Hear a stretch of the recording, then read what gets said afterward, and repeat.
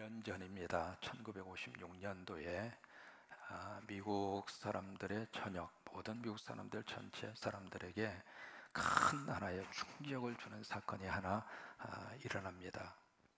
그래서 이제 짐 엘리엇이라고 하는 선교사와 4명의 친구들에 대한 이야기입니다. 짐 엘리엇 선교사와 그 4명의 친구들, 그때 이제 20대 후반이었고 또 젊은 선교사님들이었고 또 결혼한 지 얼마 안 된, 그리고 임신 중인 그런 사모님도 계셨고 아주 아이들이 이제 어린 상태도 있었고요. 근데 이 짐 엘리엇과 4명의 선교사님들이 남미의 에쿠아도르라고 하는 그 나라의 와다니라고 하는 부족을 향하여 선교를 떠납니다. 근데 그 부족은 지금까지 한 번도 예수 그리스도에 대한 복음을 들은 적이 없습니다. 우리가 예수 그리스도에 대한 복음을 들을 수 있다고 하는 것은 하나님의 축복입니다. 왜요? 그 복음을 들어야 은혜를 받을 수 있고, 그 복음을 들어야 하나님을 만날 수 있고, 그 복음을 들어야 천국 갈 수 있고, 복음을 들어야 하나님의 복을 받을 수 있으니까 그것을 들을 수 있다는 자체가 축복인데, 그 와다니 부족은 지금까지 한 번도 그런 복음을 들은 적이 없었어요. 그래서 그들을 향해 선교를 그분들이 떠나는데, 떠나서 이제 며칠이 지난 다음에 연락이 전혀 두절이 됩니다. 그래서 미국에 있는 선교본부에서 좀 이상하다 싶어서 비행기를 태워서 수색을 해서 그들을 찾아봤는데, 세상에 이 5명의 선교사들이 비참할 정도로 거기에 살점들이 떨어져 나가고 완전히 처참할 정도로 살해를 당한 그런 상태를 목격한 겁니다. 근데 참 신기한 것은 그 5명의 선교사 전부 다 호주머니에, 주머니, 안주머니에 전부 다 총을 가지고 있었어요. 그래서 얼마든지 그 와다니 부족이 공격을 해 왔을 때 그 총을 통해서 자기의 신변을 보호할 수 있음에도 불구하고 그 5명의 선교사가 한결같이 그 누구도 그 신변 보호를 해서 총을 쏜 적이 없다는 거예요. 그냥 고스란히 그대로 그대로 피살을 당한 거죠. 그 일이 미국 사람들한테는 너무 큰 충격이었습니다. 그래서 그때 LA 타임즈가 이 짐 엘리엇 선교사와 이 4명의 선교사에 대한 그 기사를 취급을 하면서 그 제목을 뭐라고 썼느냐면 영어로 그렇게 썼습니다. For a waste. 무슨 말이냐면 이것은 낭비다.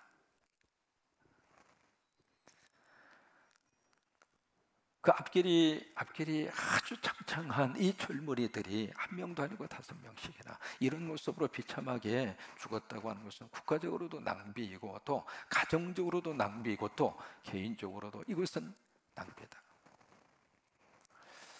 여러분, 지금부터 4년 전 우리는 잊을 수 없는 그날 기억하고 있습니다. 2014년 4월 16일 이 나라에 도저히 있어서는 안 되는 그런 사건이 바로 그 주간이 고난주간이었습니다. 그래서 어떻게 그런 일이, 적어도 우리 대한민국 사회 속에 그런 일이 일어날 수가 있겠는가, 지금도 가슴이 멍멍할 정도로 세월호의 사건, 우리는 잊을 수가 없잖아요. 304명이 바닷속에 수장을 당하고, 근데 거의 대부분 다 학생들이에요. 도대체 이 학생들이 무슨 죄를 그렇게 많이 지어서 또 그 자녀들을 그렇게 바닷속에 수장할 수밖에 없는, 또 하나 이것은 얼마든지 구출할 수 있고 처음에 저는 다 구조했다고 하는 그 뉴스를 들으면서 됐다, 안심이다 그렇게 생각했는데 그 자체조차도 오보였고, 그래서 그 일을 통해서 많은 우리 한국 사람들은 그렇게 외쳤습니다. 도대체 나라가 뭘 했나? 그러면서 여기저기에서 볼멘 소리처럼 터져 나왔던 그 함성 가운데 하나가 도대체 이게 나라냐? 그것은 광화문의 촛불로 활활 타오르게 됐고 정권을 교체시키는 그런 일로 이제 완전히 바꾸어지는 하나의 도화선이 되기도 했습니다만은 4년의 세월이 지나면서 우리는 그런 생각을 해보게 됩니다. 과연 이 젊은 우리 아들, 딸들이 304명이나 죽었는데 그 죽음이 과연 헛된 것이었는가? 그들의 죽음이 과연 낭비였는가? 그 타임즈의 그 기사의 For a waste, 이것은 낭비다라고 하는 그 기사를 보고 그 짐 엘리엇의 사모님이 엘리자베스 엘리엇이라고 하는 사모님입니다. 20대 초반이에요. 아주 젊은 사모님이에요. 그 사모님이 그 기자에게 그렇게 얘기합니다. 이것은 낭비가 아닙니다. 내 남편은 어렸을 때부터 이런 꿈을 위해서 지금까지 준비를 해왔고, 이제 우리 남편이 그 꿈을 이룬 것입니다. 그래서 1년의 세월이 지난 다음에 거기에 짐 엘리엇과 그리고 거기에 4명의 선교사님들의 부인과 그리고 자녀들이 자기들의 남편을 죽인 에콰도르 와다니 부족을 향하여 그 가족 전체가 그 선교지로 떠나요. 근데 참 재미있는 것은 이 와다니 부족에 하나의 불문율이 하나 있습니다. 그것은 여자와 아이들은 건들지 않는다. 특별히 여자들은 어떤 일이 있어도 해코지 하지 않는다. 그것이 와다니 부족의 불문율이에요. 만약 우리 가운데 지금 여자들을 해코지 하거나 여자들을 힘들게 하거나 여자들을 사랑하지 않는 사람은 와다니 부족보다 못한 사람이에요. 노트에 적어놓고 썼어요. 그래서 이제 그 외부에서 들어온 이 여인들, 이 어린아이들을 와다니 부족이 건들지를 않았어요. 그래서 5년 동안에 말 그대로 헌신적으로 그들을 섬기고 그들에게 사랑을 베풀어. 5년의 세월이 지났어요. 지나고 나서 이 와다니 부족이 보니까 낯선 사람이 돌아와서 그렇게 사랑으로 섬겨주고 그렇게 헌신적으로 돌봐주고 그게 감동이 된 거죠. 그래서 5년의 세월이 지난 다음에 와다니 부족의 추장이 와서 묻습니다. 당신들은 어느 나라에서 왔고 도대체 당신들은 왜 이 오지의 땅 여기까지 와서 우리들이 이 사랑을 베풀어 줍니까? 그때 짐 엘리엇의 부인 엘리자베스 엘리엇이 그렇게 이야기합니다. 우리들은 5년 전 당신들이 죽인 그 남편의 아내와 자식들입니다. 이제 바로 저분들이에요. 저분들이 바로 그 현장으로 간 겁니다. 우리가 여기에 온 것은 하나님의 사랑 때문에 여기에 왔습니다. 여러분, 사랑은 힘입니다. 사랑은 에너지입니다. 사랑은 능력입니다. 사랑은 살림입니다. 그래서 사랑이 있는 곳에 살림의 역사가 일어나는 거예요. 오늘 이제 성경에서 우리가 서기관들을 만나게 됩니다.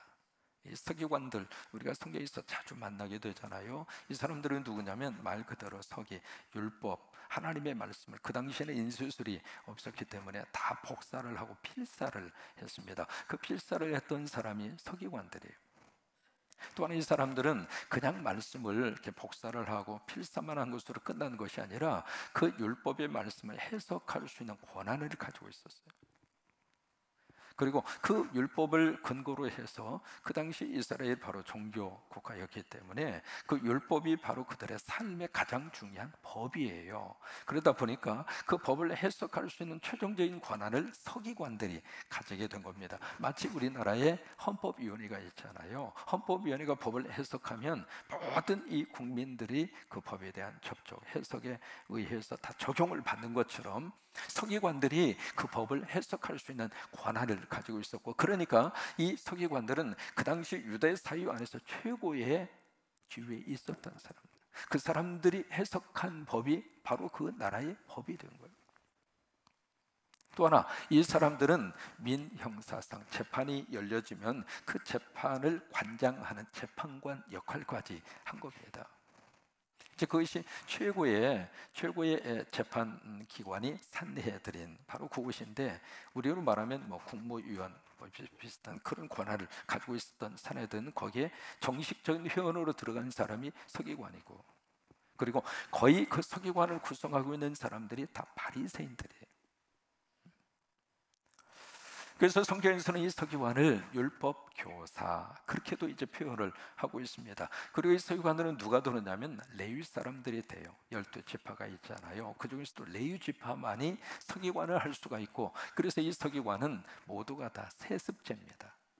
세습. 다시 말해서 부모가 레위 지파이면 그 지파 가운데 그 자녀가 바로 이 서기관이 될 수가 있는 거예요. 그래서 그 자녀들 가운데 좀 지혜롭고 똑똑한 그 자녀를 어렸을 때부터 철저하게 이렇게 양육을 시켜요. 그리고 전문 교사의 이렇게 지도를 받아서 서기관으로 그렇게 길러지게 되는 거죠. 그래서 이제 어느 정도 자격을 인정을 받으면 그 사람을 보조교사라고 그래요.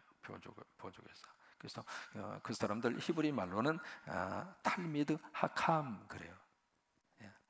탈미드 하캄, 하캄이라고 하는 게 교사라고 하는 뜻이거든요. 탈미드라고 하는 것은 보조교사라고 하는 뜻이에요. 그래서 어느 정도 자격을 갖추면은 할미드, 칼미드, 하캄이라고 이렇게 부르다가 40살이 40살이 되면 그때 서기관으로 안수를 받아요. 그러니까 나이 젊어서는 서기관이 될 수 없는 거예요. 40살이 돼야 서기관이 되는 거예요. 그래서 안수를 받으면 그때부터 그 서기관을 하캄이라고 그래요. 하캄. 그래서 이제 그 사람들이 그런 역할을 감당하는 그 일을 했던 사람들이 바로 서기관들이에요. 근데 이 서기관들이 겉으로 보기에는 누구보다도 종교적인 생활 그리고 신앙생활을 철저히 했던 사람들이고, 또 하나 유대 그 사회에서 존경을 받던 서기관들인데, 참 묘하게도 이 성경에서 만나는 서기관들은 예수님의 가혹한 책망을 받아요. 오늘 이제 마가 12장에서도 마찬가지입니다. 12장 조금 더 내려가서 보시면 38절에 예수님이 이제 서기관들에 대해서 한번 말씀하시는 내용이 38절에 기록이 되어져 있거든요. 38절에 보실까요? 예수께서 가르치실 때 이르되 긴 옷을 입고 다니는 것과 시장에서 문안을 받는 것과 회당의 높은 자리와 잔치의 윗자리를 원하는 서기관을 어떻게 해라? 삼가라. 여기에 삼가라 그 이야기는 영어로 watch out, 무슨 말이냐면 주의하라 그 말이에요. 그런 서기관들을 너희들이 경계를 해라, 그렇게 이야기하는데, 여기 서기관들이 네 가지로 나타나고 있습니다. 첫째로 긴 옷을 입고 다니는 사람. 이 긴 옷이라고 하는 것은 그들이 입고 있는 애복을 말하는 거예요. 애복. 그 애복을 입고 그 다음에 여기에 시장에서 문안을 받는 것과, 마치 여러분 이렇게 상상을 해보세요. 제가 목사 가운을 걸치고 목사 가운을 딱 입고 말이죠, 공설시장을 막 활개를 하는 거예요. 막 가운에다가 이게 스토리라고 그래서 이렇게 걸치는 거 있잖아요. 그 스토리를 딱 걸친 다음에 공설 시장을 팍 다니면서 할렐루야 뭐 그러고 다닌다고 생각해봐요. 이게 완전히 폼 잡고 있는 거잖아요. 그런 것처럼 서기관들이 그런 모습을 보였다는 거예요. 또 하나, 어떤 자리에 있으면은 회당이 높은 자리, 잔치의 윗자리, 그 자리를 늘 가장 먼저 서기관들이 들어가서 그 자리에 앉고 그 자리를 차지하고, 이제 그런 서기관들을 삼가라 그 이야기예요. 그러면서 40절에 보시면 그들은 누구냐면 서기관들입니다. 가부의 재산을 삼킨다는 이야기는 약탈하고 착취하는 것을 말합니다. 서기관들이 자기의 지위를 이용을 해서 돈에 눈이 멀은 거예요. 완전히 돈독에 올라져 있었던 거죠. 또 하나, 여기 외식으로 길게 기도하는 자니, 기도하는 자체가 나쁜 게 아니거든요. 근데 그 기도 자체를 남에게 보이기 위해서. 그러면서 여기 40절 그 부분에 예수님이 그렇게 말씀을 하세요. 그 받는 판결이 더욱 중하리라. 그들이 마지막 하나님의 심판을 받으리라. 여러분 마태 23장에 가서 보시면 예수님이 서기관 바리새인들을 향하여 외식하는 자들아 6번 이야기합니다. 근데 그것을 다른 번역에 보시면은 뭐라고 번역을 했느냐면 이 사기꾼들아, 그래서 그 정도로 서기관들이 잘못된 생각을 가지고 그리고 예수님의 책망을 받았던 거예요. 그러면 왜 서기관들이 그 예수님의 책망을 받을 수밖에 없었는가? 여러 가지 많은 이유가 있지만 그 중에 하나가 외식이에요. 밖에 가서 밥 사 먹는 외식, 그 외식을 말하는 것이 아니라 형식주의, 겉과 속이 완전히 다른 사람. 겉으로 보기에는 너무 그럴듯하게 보이는데 그 속을 들어가서 보니까 이게 완전히 엉망이란 말이죠. 그것을 예수님은 그렇게 표현을 하고 계세요. 회칠한 무덤이라고. 이스라엘 사람들의 무덤은 참 재미있게 그렇게 무덤을 했는데, 이게 석관이라고 그래서 관을 2개를 써요. 석관이 하나 있고 그 석관 속에다가 또 관을 이렇게 모시거든요. 근데 그 석관이라고 하는 자체를 땅에다가 매장하는 것이 아니라 외부에 그냥 돌출을 해놔요. 그래서 멀리에서 이렇게 보면은 마치 벌통을 갖다 놓은 것처럼. 그래서 그 석관 그 속에다가 관을 갖다가 모셔놓거든요. 그래서 그 석관이 이렇게 좀 저기 할 수 있도록 거기다가 페인트를 칠해요. 그 당시는 회밖에 없으니까 회칠을 한 거예요. 그래서 멀리서 이렇게 보면은 아주 아름답게 보이거든요. 근데 사실은 그 속을 들여다보면 시체가 썩어서 냄새가 진동하는 그런 것처럼 서기관들이 그런 모습이었거든요. 여러분, 우리가 신앙생활하면서 자칫 잘못하면 그런 모습으로 빠질 수 있는 가능성이 있어요.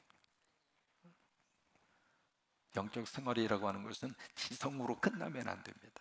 서기관들은 말씀에 대해서는 기가 막힌 지식이 있었거든요. 근데 그 지적인 것으로 지성으로 끝나면 그것은 영적 생명력이 없어요. 바로 여기에서 머리로 이해하고 지식으로 우리가 알고 있었다면 그것이 가슴까지.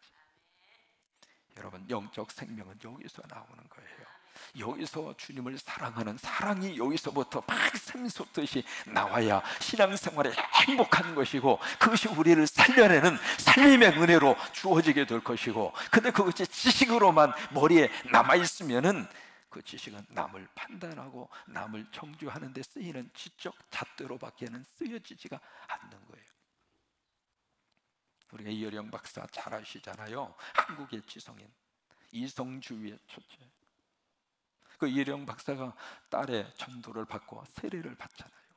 세례를 받은 다음에 그분의 자기의 믿음의 고백을 담아서 쓴 책이 지성에서 영성으로 라고 하는 그 책을 쓰잖아요. 그 책에서 이효령 박사가 그렇게 이야기합니다. 나는 이 지성에서 영적 세계까지 내려오는데 70년 걸렸다. 살아계신 하나님을 만나고 나니까 그 하나님이 얼마나 좋은지, 그 하나님이 나를 사랑하시고, 그 하나님이 나와 함께 하시고, 그 하나님이 나의 아버지가 되시고, 그래서 그 믿음이 가슴으로부터 확 느껴지면서 바로 여기에 지적 지식으로 머물러 있을 때에는 늘 그 하나님이 계실까, 회의로운 자의 삶을 살았던 그가 그 지성에서 영성으로 믿음의 영성이 뿌리를 내리니까 거기서부터 믿음의 역사가, 서기관들이 책망받은 것은 지적 차원에서 머물러 있었기 때문이고요. 이 서기관에서 예수님에게 이제 질문을 합니다. 질문의 내용이 28절이죠. 뭐라고 묻느냐면 28절에 모든 계명 중에 첫째가 무엇입니까? 여기 이제 계명이라고 하는 단어를 쓰고 있습니다. 영어로 commandment라고 하는 말입니다. 여기에 모든 계명 중에 그 계명 중에서 가장 중요한 계명이 무엇입니까? 여러분, 모든 계명의 출발이 바로 어디에서부터 출발을 하느냐면 10계명에서부터 출발을 해요.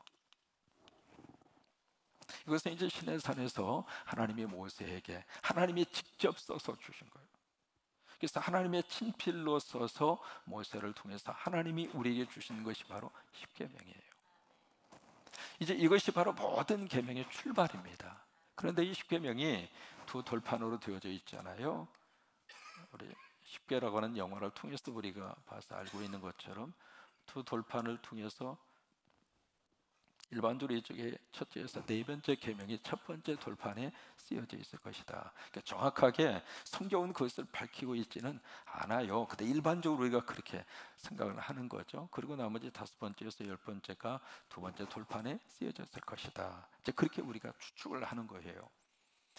이 10개의 계명을 하나님이 모세를 통해서 우리에게 주셨는데, 이 10계명 전체의 글자 수를 하나씩 이렇게 숫자를 헤아리면 몇 자냐면 613자예요. 전체의 글자 숫자가. 그래서 이것을 근거로 해서 그들이 뭘 만들었는가? 계명 613개의 계명을 만듭니다. 이 글자 수를 따라서. 그래서 613개의 계명을 만들었는데, 이 계명은 크게 두 가지입니다. 첫째로 무슨 계명이 있냐면 하라라고 하는 계명이 있어요. 하라, 안식일을 기억하여 거룩하게 지켜라. 이것은 하라예요. 하라고 하는 계명, 이것을 해라, 저것을 해라, 그리고 저것을 반드시 했으면 좋겠다. 내 부모에게 효도를 하기를 해라. 이제 그 말씀이거든요. 하라라고 하는 그 계명이 모두 몇 개냐면 248개예요. 248개. 그 다음에 두 번째는 하지 말라. 그러니까 이것이 어떤 긍정적인 계명, 적극적인 계명이라면 하지 말라, 이것은 소극적인 계명이에요. 그러니까 이것은 하지 말라, 또 저것도 하지 말라. 그러니까 우상 숭배하지 말라 그잖아요. 응? 하나님의 이름을 망령되이 일컫지 말아라. 그래서 하지 말라고 하는 계명이에요. 이 하지 말라고 하는 계명이 몇 개냐면 365개예요. 근데 이게 참 재미있는 거가요, 248개. 이것이 어떤 근거를 가지고 있느냐면 사람 몸에 뼈를 형성하고 있는 뼈마디 지체가 248개입니다. 그래서 이 하라라고 하는 이 계명은요, 이 사람을 구성하고 있는 전체의 신체의 뼈마디, 이것을 모두 다 248가지인데, 그래서 온 몸으로 하나님의 말씀을 순종하라 그 말이에요. 그리고 여기 하지 말라, 이것이 365개. 혹시 연상되는 게 있습니까? 1년 365일. 그러니까 매일매일마다 하나님께서 하루를 살면서 이것은 하지 말라, 간음하지 말라. 그래, 간음하지 않아야지. 그래야 우리 가정이 든든하게 세워질 거 아니겠어요? 도둑질하지 말라. 그래, 오늘 하루를 도둑질하지 않아야 맘 편하게 살 수 있지. 여러분, 그래 안 그래요? 그러니까 매일매일 살면서 그래, 하지 마, 하지 말라고 하는 계명이 365개. 그리고 이제 우리 몸 자체로 구성하고 있는 뼈마디가 248개인 것처럼 온 몸으로 하나님을 사랑하고 이웃을 사랑하고, 이렇게 주일날에는 주일 성수하고, 또 하나님의 일을 감당하고, 이 아멘 할 때까지 계속 할 거예요. 그래서 이제 이 크게 나누면 이 두 가지의 내용으로 그렇게 나눌 수가 있는데, 이 많은 계명들 가운데 지금 서기관이 묻는 질문의 내용이 그거예요. 이렇게 많은 계명이 있는데 이 계명 가운데 가장 중요한 계명이 뭡니까? 그거예요. 이에 대해서 예수님이 말씀을 하십니다. 뭐라고 말씀을 하시는가? 우리 그 다음 절에 보실래요? 예수님의 말씀이 그렇게 시작을 하고 있습니다. 29절에 보시면 예수께서 대답하시되 첫째는 이것이니, 그러면서 하시는 말씀이 이스라엘아 들으라, 이 말씀을 하세요. 우리 생각에는 첫째는 이것이니 하면서 첫 번째 계명 이거야, 그렇게 말씀하실 것 같은데, 예수님은 그렇게 말씀을 안 하시고 첫째는 이것이니 이스라엘에 들어라, 이게 어디서 좀 들어본 말 같은 뉘앙스거든요. 근데 이 순서 자체가 이스라엘이 먼저가 아니라 들으라, 이게 먼저예요. 들으라. 그러니까 여기에 들으라라고 하는 말씀이 먼저거든요. 이 들으라 라고 하는 이것을 히브리 말로 뭐라고 말로 하는가? 쉐마라고 해요. 쉐마. 좀 들어본 단어 중에 하나일 거예요. 쉐마. 한번 해볼까요? 쉐마.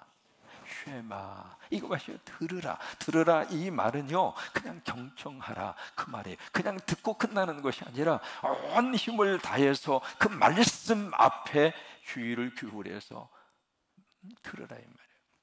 그 히브리 말로 그게 쉐마예요. 이 쉐마라고 하는 말이 두 번 나오는데 신명기 6장 4절과 5절, 여기서 쉐마가 나옵니다. 쉐마. 지금도 말이죠, 이스라엘 집에 가서 보시면 모든 출입하는 문, 바로 그 문 바로 옆에 문설주라고 이야기하죠. 그게 조그마한 상자 하나가 이렇게 붙어 있습니다. 상자가 붙어 있는데 사람이 들어가고 나오면서 거기다가 키스를 하고 가요. 거기다가 키스하고 나가고, 들어올 때도 키스하고 들어오고. 그 조그마한 상자를 히브리 그 유대인들은 뭐라고 하냐면 메주자라고 그래요. 메주자. 근데 메주자라고 그러는데 그 상자를 꼭 열어보면 상자에 조그마한 이 종이가 그렇게 들어 있습니다. 둘둘둘 말려져 있는 종이가 거기에 들어져 있고, 그 종이에 글씨가 쓰여져 있어요. 근데 그 글씨가 무슨 글씨가 쓰여져 있느냐면 바로 신명기 6장 4절 5절이에요. 이 말씀이 거기에 쓰여져 있는 거예요. 그러니까 이것이 구약에서는 쉐마예요. 들어라. 그 다음에 신약으로 와서는 오늘 마가복음 12장 바로 19절, 이 말씀에서 예수님이 쉐마 하신 거예요. 쉐마, 들어라. 그러면서 그 다음에 계속해서 예수님이 그렇게 말씀을 하세요. 19절 말씀에 들어라, 쉐마, 그렇게 하신 다음에 주 곧 우리 하나님은 유일한 주님이시다. 다시 말해 하나님에 대한 선포로 말씀을 시작을 하는 거예요. 우리가 믿는 하나님은 유일하신 하나님이시다. 여러분 인정하시면 아멘. 여기도 저기도 그 중에 하나가 아니라, 그래서 참 우리 민족은 이 언어 자체가 너무 복을 받을 만한 언어를 하나님이 주셨는데, 성경이 유일하신 하나님을 우리에게 말씀하시는 것처럼 우리는 하나님, 하나밖에 없는 님. 그러니까 그 하나님을 딱 선포하시면서 두 가지의 사랑의 대상을 말씀하세요. 첫째는 네 하나님 사랑해라. 그래서 여기 30절을 보시면 내 마음을 다하고 목숨을 다하고 뜻을 다하고 힘을 다하고, 그러면서 주 누구의 하나님, 이게 참 중요한 대상입니다. 주 누구의 하나님, 크게 누구의 하나님 한번 해보세요. 나의 하나님. 다시 나의 하나님. 제가 이렇게 하면 웬만하면 같이 이렇게 하세요. 나의 하나님. 다시 나의 하나님. 그 My God. 나의 하나님, 나의 하나님. 남의 하나님을 사랑하라 그렇게 말씀하지 않았어요. 내가 마누라가 믿는 하나님을 사랑해라 그러지도 않았습니다. 우리 부모님이 믿었던 그 하나님을 사랑해라, 그게 아닙니다. 나의 하나님. 여러분, 성경 속에 있는 그 하나님이 나의 하나님으로 와닿을 때 축복이에요. 아브라함을 부르시고 아브라함에게 축복하신 그 하나님이 나의 하나님. 요셉의 인생 속에 하나님의 개입에 들어오셔서 힘들 때마다 요셉 가운데 하나님이 길을 열어주시고 억울한 누명에서 풀어주시고, 결국에 가서는 이 요셉을 하나님이 형통하게 하셔서 애굽의 총리 대신으로 역사하셨던 그 하나님이 누구 하나님? 나의 하나님. 다니엘 굶주린 사자굴 속에 던져졌지만 그 속에서도 하나님이 그의 입을 막아서 그 환난과 역경 속에서 다니엘을 살려주셨던 그 하나님이 누구 하나님? 나의 하나님. 그 하나님을 사랑하라고. 근데 그 하나님을 사랑하는데 어떻게 사랑하는가? 여기 30절에 마음, 목숨, 뜻, 힘, 이게 뭐예요? 전인적으로, 따로 국밥식으로 사랑하지 말고 온 힘을 다해서 그 하나님 사랑하라 그 말이에요. 하나님을 사랑하면 하나님이 역사하십니다. 우리가 하나님이 왜 다른 것을 사랑하니까, 그러다 보니까 참 우리 마음속에 불만이 그렇게 많아요. 왜 그럴까요? 부족해서 불만이 생기기도 하지만, 이게 하나님이 아닌 다른 것을 사랑하면 사람이 묘하게도 자꾸 이게 원망과 불평으로만 자꾸 가는 거예요. 마귀와 사탄이 우리를 그렇게 끌고 가는 거예요. 근데 하나님을 사랑하면 그저 그냥 감사한 게 더 많아요. 내가 지금 살고 있는 것도 감사하고, 이렇게 예배당에 와서 예배 드리는 것도 감사하고, 이게 한 주 이렇게 요곡에 가서 있다 보니까 여러분이 보고 싶어가지고 아이고 그냥 아이고, 나 세상에 군산에 딱 오면서 나오고 집사람하고 그랬어요. 야, 우리 고향 왔다. 좋은 거예요. 그냥 우리가 하나님을 사랑하면 나에게 허락하신 은혜, 작은 은혜조차도 그냥 감사한 거예요. 감사. 그래서 두 번째로 사랑의 대상을 말씀을 하십니다. 31절, 둘째는 이것이니 누구? 이것도 중요한 부분입니다. 누구 이웃? 내 이웃. 내 이웃. 여기서 이제 누가복음으로 가서 보시면은 여기서 이제 한 번 더 진도가 더 나가잖아요. 내 이웃 사랑하라. 그러니까 내 이웃이 누굽니까? 그렇게 해서 나오는 것이 선한 사마리아인의 비유라고 하는 그 비유를 예수님이 주신 거예요. 강도 만나서 피투성이가 된 사람, 레위인 제사장 봤어요? 안 본 게 아닙니다. 보고 지나가더라. 근데 거기에 사마리아 사람들은 보고, 사마리아 사람은 보고 지나간 것이 아니라 불쌍한 마음이 드는 거예요. 남이라고 생각 안 하고 내 식구라고 생각한 거죠. 그리고 가서 다 쌈매주고, 포도주로 쌈매주고, 상추를 쌈매주고, 심지어 그것으로 끝나지 않고 갈 길이 좀 급했던 모양이죠. 데리고 주막으로 가서 친절하게 부탁을 하고, 그리고 드는 비용이 있으면 내가 다 계산해 드리이다 하고 마지막 사후 처리까지 완벽하게 해준 거예요. 그 비유의 말씀을 하시면서 예수님이 물어요. 네 생각에는 누가 강도 만난 자의 이웃이냐? 대답은 뻔하죠. 그러니까 예수님이 그래? 그러면 너도 가서, 참 기가 막힌 표현을 씁니다. 두 가지 단어를 주세요. 가서, 고, 그리고 행하라, and do라고 하는 단어입니다. go, 그리고 do 해라. 가서 너도 이와 같이 해라, 이 말이에요. 가서. 여러분, 여기 사랑을 하는데 누구를 사랑하는가? 내 이웃을 사랑하라. 그 내 이웃이 누구 있는가? 지금 우리 주변에 강도 만나서 피를 흘리고 있는 우리 이웃, 한국 GM 때문에 강도 만나서 갑자기 직장이 지금 상실된 사람은 강도 만난 사람 아닙니까? 사업을 하다 좀 경제적인 문제 때문에 돈에게 강도를 맞아서, 그러면 돈이 뭐라고? 조금만 있으면 좀 먹고 살만할 것 같은데 그것조차도 참 너무 살기가 힘들어서, 이거 돈에 강도 맞은 사람 아니고 누구입니까? 권력에 의해서 강도 맞아서 가슴속에 피멍이 들어있는데, 참 묘한 것은요, 살다가 보면 자식 때문에 강도 맞은 부모도 참 많아. 그놈의 자식들이 말 좀 들어주면 얼마나 좋겠어. 이 사춘기에 자식을 두고 있는 부모님들은 이게 자식 때문에 강도 받은 부모의 심정처럼 피멍이 들어있다. 그러고 보면 우리 주변 속에 여러분 여러 가지 면에 있어서 강도 맞은 사람이 참 많아요.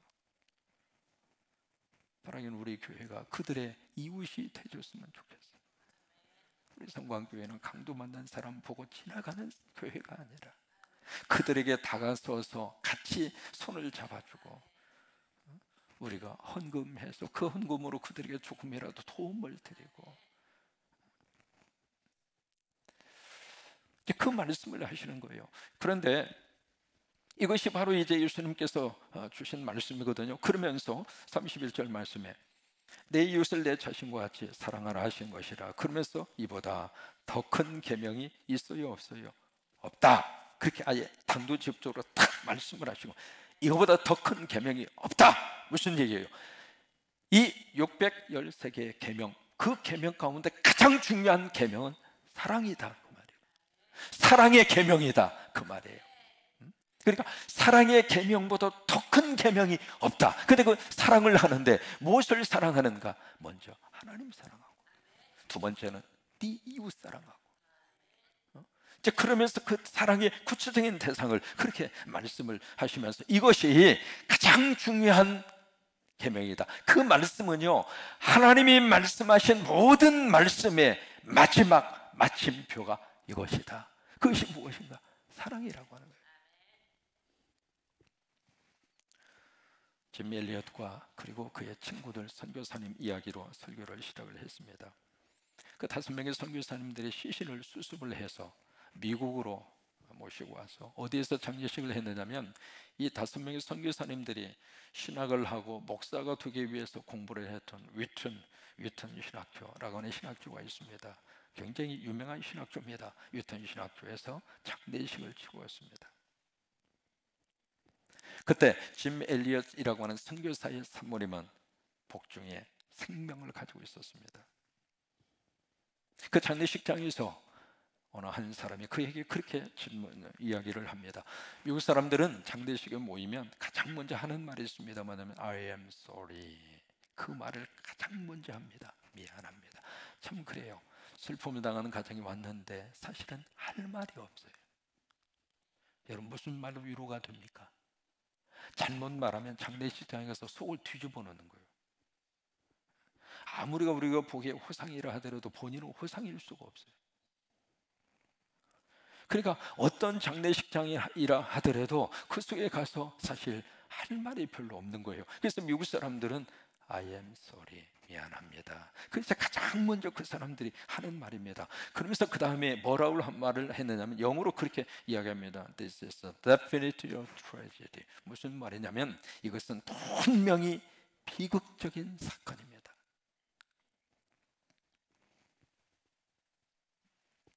그러자 짐 엘리엇의 부인 엘리자베스 엘리엇, 그 사모는 그렇게 이야기합니다. 비극. 그렇습니다. 물론 이것은 비극 중에 비극입니다. 그러나 영혼을 사랑하고 생명을 살리는 일입니다. 난 제가 그 현장에 가겠습니다.